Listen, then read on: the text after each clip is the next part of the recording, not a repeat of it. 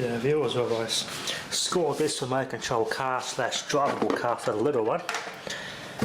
I had to do some modifications because the two 6 volt 4.5 amp hour batteries it came with to make it a 9 amp hour 12 volt battery. Just too inadequate. I weighed them, this thing here, this proper Taiwanese couple good brand, this battery weighs a lot more than those two ever did. Same capacity supposedly, this one's definitely going to be more power for sure. This is bloody much better quality battery and it's actually truly 9 amp hour. So that's the modification I had to do. There's much more run time now. Had to cut out a bit of obsolete plastic in there which is never really needed anyway to fit that in there. So that's much better, I get much better run time. Works very well. Plays MP3s, auxiliary, off the SD card or a USB. Flash drive, it's got the radio, FM radio tuner, which is bloody useless. I don't even know where the hell the aerial is for it. It doesn't pick nothing up. It all works. And I control, put a little one in there and he can drive it for himself. That's his first car. But the proper SLA is going to last a lot longer than the original crappy ones ever did, which I will show in a minute. I did some air frying about half an hour ago. And yeah, poured about 100 amps at first. And this Renogy the device overloaded. I only rated at 60 amps. I was pulling about 70 amps from it. I didn't like it, it got a bit hot. So I mounted up there. It's much better now. That's cooled down a lot. That's got too hot. 60 amps, it was just overloading. So I ordered a 100 amp model of this one. Which I'm going to put that here and put this one in my shed because the unit I got in my shed, it's too inefficient. It's not charging my batteries properly for the fridge. It's just too much losses for a cheap charge controller. I'm not getting what I should out of my system. My Bluetooth dongle, here we are. About 40 amps going there, that's what I peaked at. If this refresh. I've generated 1.7 kilowatt hours today so far, 126 amp hours I've got. Maximum it went up to 863 watts, which is on 12 volts it's only supposed to support 800 watts, so I overloaded it. Been on for 12 days so far. Fully charged these batteries 18 times. I've accumulated 1338 amp hour in that time. And generated 18.648 kilowatts. Pretty impressive, I like this stuff. It's got graphs and everything.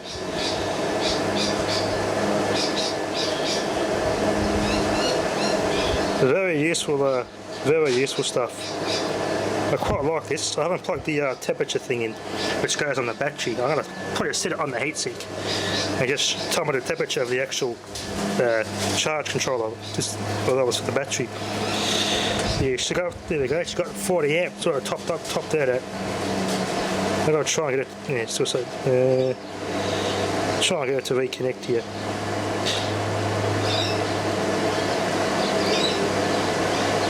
There's my graph.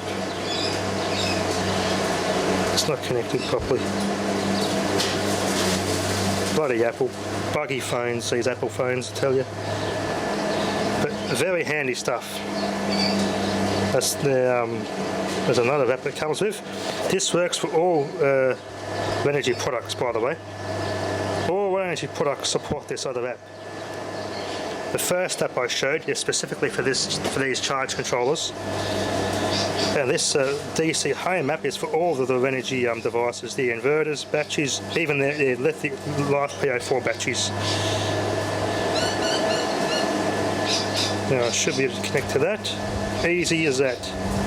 I only have the controller at the moment, so I'll select that. Access it to this app. There we go. The controller I've got, I don't have the LiFePO4 battery, I don't have the inverters or the DC charge controller chargers. 4.5 volts, that's correct, 18.8 amps. It's updating in real time. I've generated 18.7 kilowatt hours today, which is pretty impressive. says here, you're going green. Then doesn't show how much carbon I put out, but who cares? Really nice stuff. Quite like that. Okay, got some batteries there charging, topping up some SLAs. And now for the, speaking of SLAs, these are the ones that came out of that toy car. Shinliner, 6 volt, 4.5 amp hour. Together they make 9 amp hour, 12 volt. There's just no weight in that at all compared to the long battery. That's just pathetic.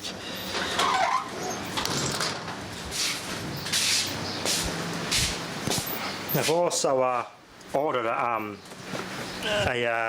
12 amp hour Life PA4 pack battery.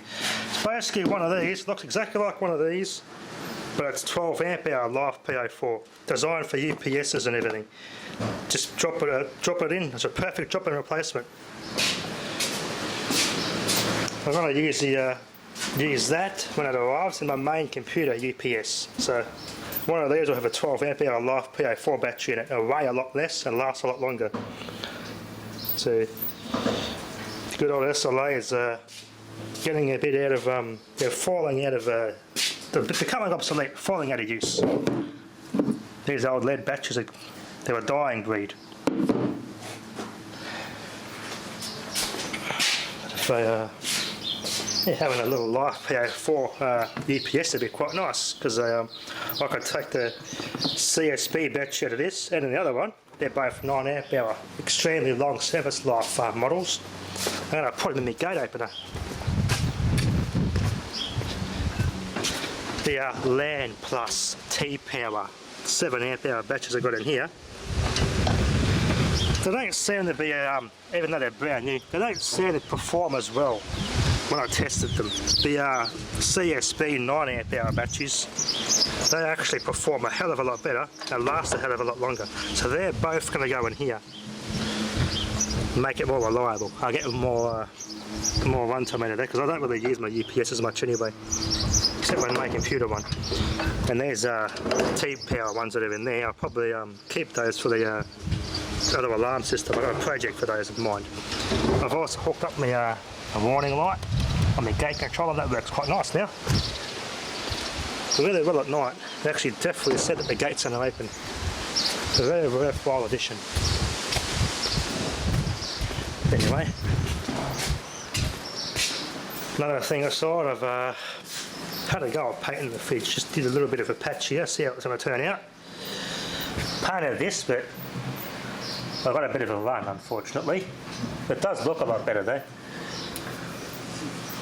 I've got a dual store with jigs in there.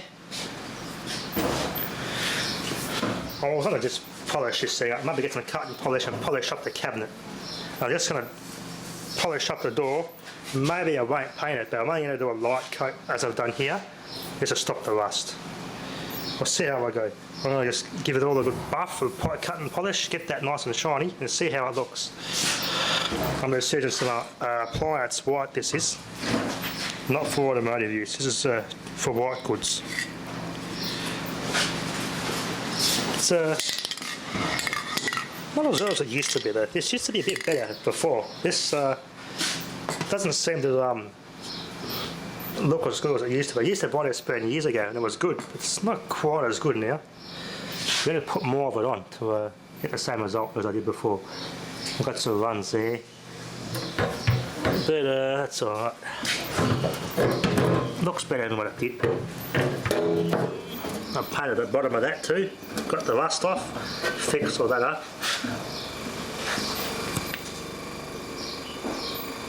Oh, that's nice and warm. That's hot.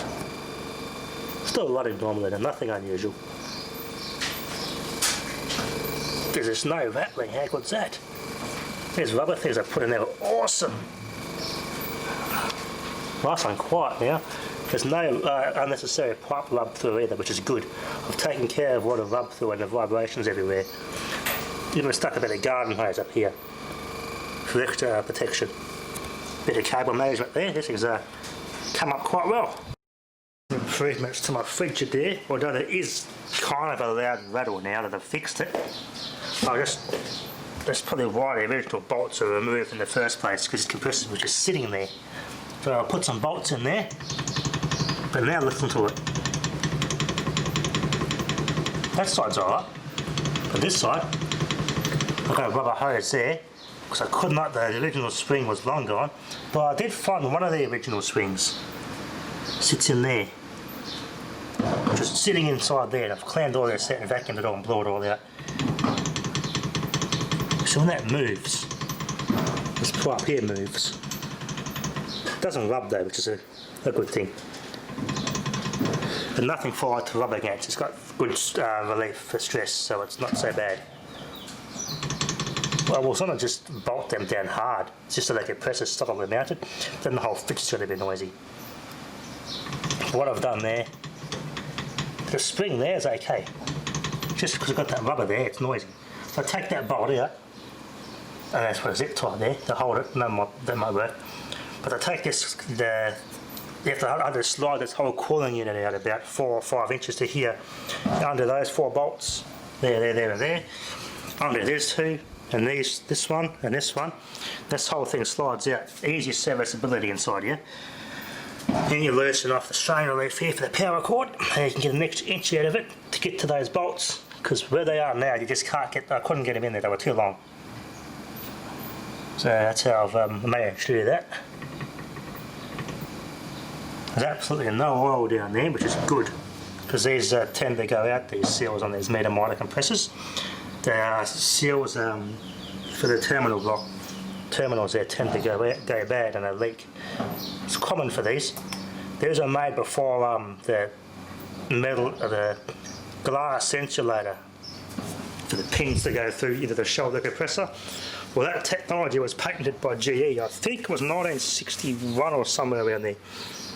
Most of these new compressors now you just have a piece of glass where the pin goes through inside. A piece of blue glass, in my experience.